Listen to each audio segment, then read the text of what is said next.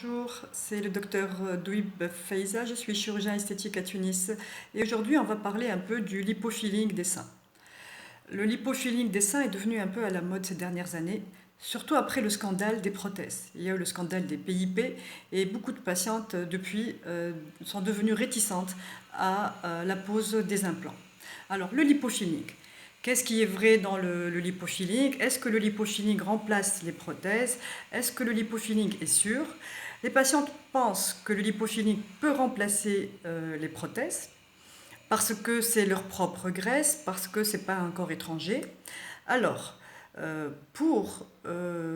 c'est vrai que le lipofilling c'est intéressant, c'est vrai que c'est la propre graisse de la patiente, mais ce qu'il faut savoir c'est que le lipofilling ne donne jamais le même rendu qu'une prothèse, parce que déjà en termes de volume, on ne peut pas obtenir une augmentation aussi importante qu'avec les implants, que le lipofilling aussi risque de se résorber. La graisse qu'on place dans le sein peut se résorber avec le temps.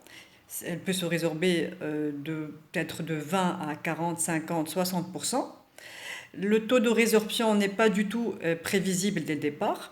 Ça dépend de la graisse de chacune déjà, mais ça dépend aussi de la manière de préparer cette graisse.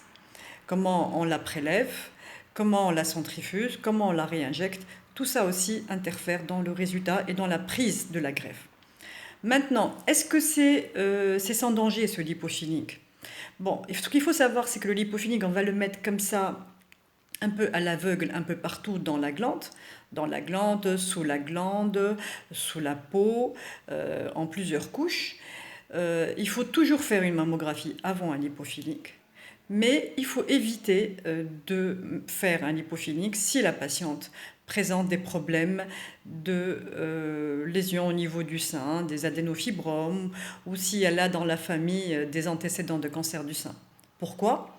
Parce que la cicatrisation de la graisse qui est placée risque d'entraîner des calcifications qui peuvent être prises à tort pour des lésions cancéreuses.